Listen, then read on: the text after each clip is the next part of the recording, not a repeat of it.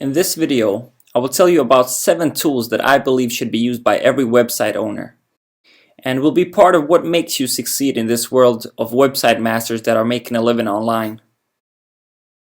So tool number 1, and the single most important tool for any webmaster, and you've probably already used it, it is the Google Analytics tool. Google Analytics is basically a tool that gives you an overview of your visitors.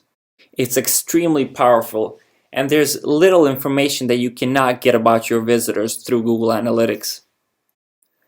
Everything from the amount of visitors, how much they interact, how they interact, and much more. If you don't already have an account, go to Google Analytics and register for one now. The second most important tool is the Google Webmaster tool, which is getting better and better by the day, and actually it hasn't been around for that long either. It gives you information about how much Google has indexed your website. It lets you submit sitemaps, shows you how well you rank for different keywords, who's linking to your website.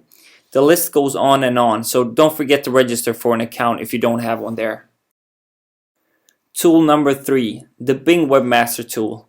Let's not forget that Bing still stands for a large portion of traffic.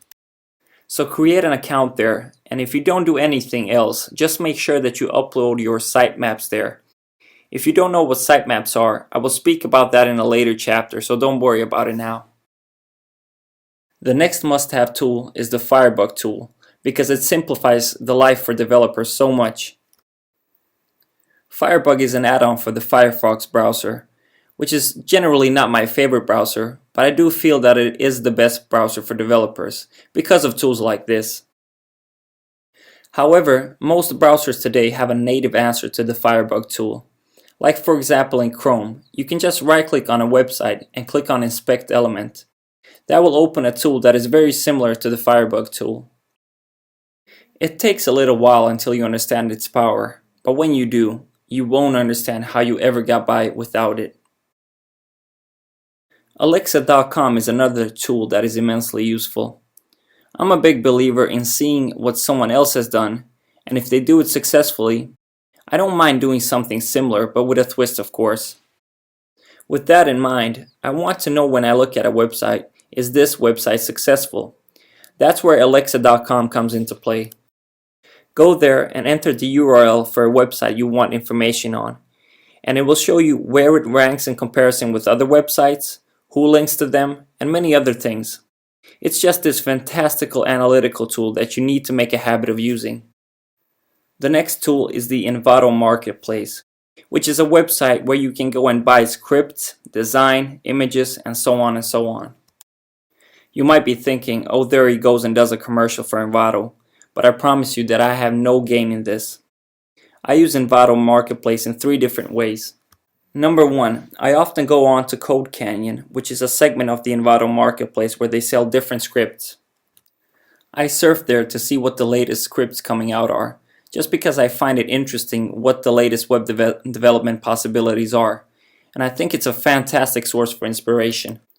Number 2, sometimes I do consulting work, and nowadays I never code from scratch. I usually buy 1 or more scripts and designs that save me weeks of development time for just a few bucks. Number 3, say I get an idea for a website. The first thing I think about is there any script that I can buy that can help me along the way? And usually there are, because the marketplace is getting bigger and bigger. One last tool left, which is really nice and convenient.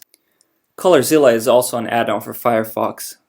If you ever wonder what color is used on a website, with Colorzilla you can easily click on that part of the screen and get the code for the specific color.